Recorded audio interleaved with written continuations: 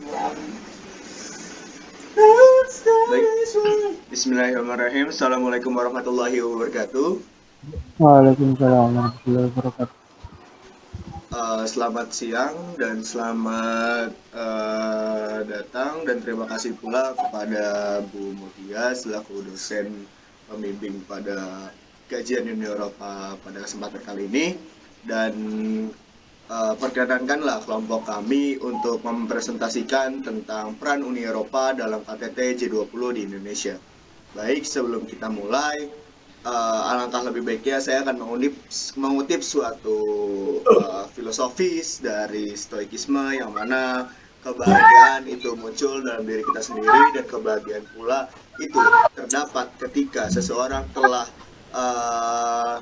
menurunkan sebuah ekspektasi kepada hal yang dia inginkan, dan pada saat itu pula stoikisme menganggap bahwasannya memang diri lah dan jiwa lah yang dapat bisa mewarnai sebuah pemikiran. Dan pada kesempatan kali ini kami mengambil sebuah kasus dan sebuah diskusi tentang peran Uni Eropa dalam KTT G20 di Indonesia. Baiklah, pada saat ini ada teman saya yang mana di sini saya tidak sendiri dalam menyusun hal ini, dan beberapa teman saya pula dan di kelompok saya pula terdapat diskusi kecil untuk membahas tentang peran G20 ini. Di sini ada Firziana Syafana, ada Abdullah Jafwan, ada Akmal Ibrahim, dan Sally Febria. Dan next slide. Di sini akan dilanjutkan kepada Sally Febria untuk mendiskusikan tentang pendahuluan G20 ini. Dipersilakan, waktu dan tempat kami persilakan. Baiklah, terima kasih. Di sini kita akan membahas tentang pendahuluan. Seperti yang kita tahu, G20 adalah forum ekonomi yang beranggotakan 19 negara dan satu organisasi supranasional. Latar belakang pembentukan forum ini berawal dari kegagalan G7 dalam menangani krisis keuangan yang terjadi pada tahun 1998. G20 ini menghimpun hampir 90% produk nasional bruto PNB GNP dunia, menghimpun 80% perdagangan dunia, dan 2/3 penduduk dunia. G20 lebih banyak menjadi ajang konsultasi dan kerjasama hal-hal yang berkaitan dengan sistem moneter internasional. Terdapat pertemuan yang teratur untuk mengkaji, meninjau, dan mendorong diskusi di antara negara industri maju dan sedang berkembang terkemuka mengenai kebijakan-kebijakan yang mengarah pada stabilitas keuangan internasional dan mencari upaya-upaya pemecahan masalah yang tidak dapat diatasi oleh satu negara tertentu saja. Baiklah, selanjutnya.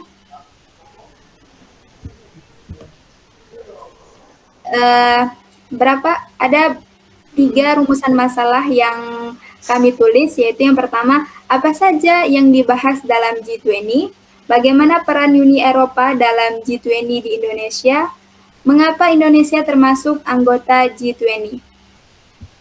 Selanjutnya. Jadi di dalam presentasi ini kita akan membahas tentang 2 arus isu yang dibahas dalam G20, jenis pertemuan G20, peran Uni Eropa dalam G20, presidensi G20. Baiklah, saya serahkan kembali ke moderator.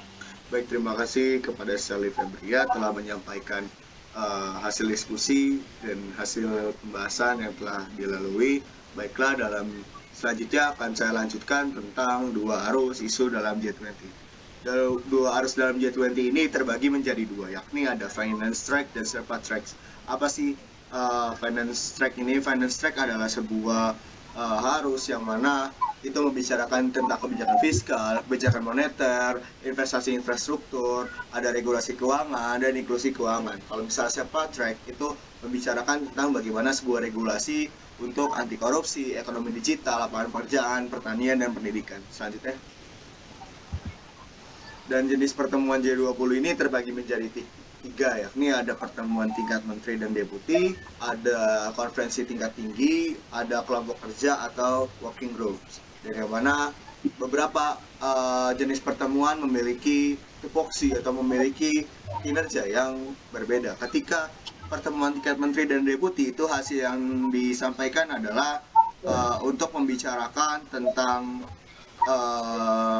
rapat tentang tingkat kepala, tentang kebijakan, dan tentang hal apa yang untuk membangun ekonomi di sebuah tuh negara. Ketika menteri dan deputi itu sudah membicarakan tentang hal kebijakan ekonomi tentang state atau government, akan lebih baiknya sebuah state itu mengambil sebuah tindakan untuk membuat sebuah kebijakan, yang mana hal tersebut akan direalisasikan ke konferensi tingkat tinggi di kelompok kerja atau working groups, yang mana dalam working group sendiri itu terdapat spesifikasi isu-isu yang terkait G20, kemudian dimasukkan ke segmen kementerian yang akhirnya akan diangkat di KTT.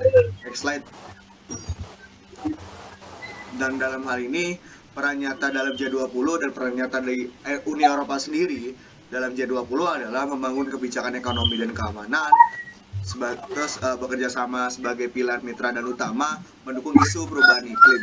Dan dalam ini pula di inisiatif Uni Eropa adalah untuk membuat dan untuk membuat stabilisasi ekonomi dalam anggota G20 semakin kuat, dan dalam hal ini juga melihat kemarin sempat COVID-19 itu membuat sebuah negara resesi, dan Uni Eropa dengan traktat ya dan dengan treaty-nya itu ingin semua negara bisa maju dari tingkat ekonomi, dan Uni Eropa pula ingin ekonomi di Uni Eropa maju. Next slide. Dan dalam hal ini presidensi G20 itu ada beberapa pilar dan ada beberapa agenda dalam hal ini yang dibahas, seperti ada pilar presidensi G20, agenda dalam presidensi 20, dan manfaat sebagai presidensi G20. Yang pertama, pilar presidensi G20 adalah untuk memperkuat lingkungan kemitraan, mendorong produktivitas, meningkatkan ketahanan dan stabilitas. Dan untuk agenda dalam presidensi 20 adalah exit strategy to support recovery, sustainable finance, terus ada international taxation. Dan untuk manfaat sebagai presidensi G20 bagi Indonesia adalah memberikan persepsi yang baik atas resiliensi ekonomi Indonesia terhadap krisis yang sudah dilalui oleh Indonesia, dan pada saat ini juga kesempatan menunjukkan kepemimpinan Indonesia di kancah internasional juga sudah terlihat. Bahwasannya hal yang di highlight dari Indonesia adalah soal budaya, soal keramat tamahan, dan soal ekonomi Indonesia yang saat ini baik-baik saja. Next slide. Dan mungkin saat ini akan dilanjutkan kepada Akmal Ibrahim. Ya, terima kasih. Sebagai kesimpulannya, kami mengambil bahwa sektor ekonomi menjadi alasan utama dalam hubungan antar negara, membuat permasalahan dalam sektor ekonomi menjadi pusat perhatian dalam dunia internasional. Krisis ekonomi sebagai tingkatan tertinggi dalam masalah ekonomi tidaknya telah melanda dunia 3 kali pasca era perang dingin dan juga terjadinya pandemi COVID-19, yang bukan hanya mengganggu kesehatan, namun juga menimbulkan ketidakstabilan ekonomi pada suatu negara, bahkan dalam skala global. Hal ini turut ditambah dengan faktor hambatan struktural yang harus dihadapi G20 ketika berhadapan dengan negara sumber krisis yang bukan merupakan anggotanya. Hal ini tentu saja perlu dipertimbangkan oleh aktor-aktor G20 agar G20 dapat beradaptasi menjadi lebih efektif dalam menghadapi berbagai hambatan dalam penyelesaian ke depannya. Mungkin sekian dari saya. Dan selanjutnya akan dilanjutkan kepada Mas Jakwan, masih di slide yang 9, Mas Jakwan, untuk menambahkan sebuah kesimpulan.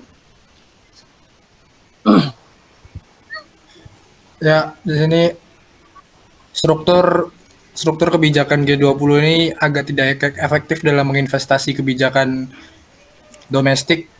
Namun kebijakan G20 setidaknya harus menggunakan negara-negara dan negara-negara yang ada di dunia internasional untuk memperbaiki struktur ekonomi internasional.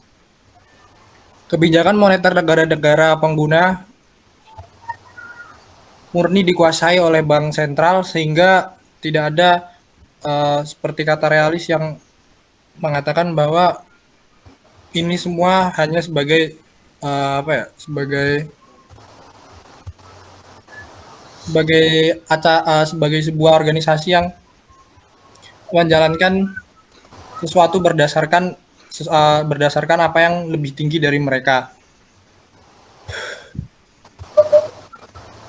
Ya, hal ini turut ditambah dengan faktor hambatan struktural yang harus dihadapi ketika berhadapan dengan negara sumber krisis yang bukan anggota dari G20. Terima kasih, saya kembalikan ke moderator. Baik, cukup sekian yang bisa kami sampaikan dan bisa kami paparkan selama diskusi G20 tentang peran dari Uni Eropa sendiri. Dan nanti jikalau memang ada pertanyaan dan ada pernyataan yang harus dihadapi, mungkin akan kami diskusikan dan akan kami lanjutkan di kelas. Bahwasannya ini adalah sebuah pengantar untuk kami melakukan presentasi dan hasil diskusi yang sudah kami sampaikan. Baik, mungkin sekian yang bisa kami sampaikan. Bila hisabil haq, fastabiqul khairat. Enggan menghamba pada diam, karena diam akan membuat kebodohan, dan diam pula membuat sebuah entitas itu menjadi bodoh dan menjadi terpuruk. Baik, bila hisabil haq, fastabiqul khairat. Mohon wabillahi taufiq wal hidayah. Wassalamualaikum warahmatullahi wabarakatuh. Yakin usaha sampai merdeka.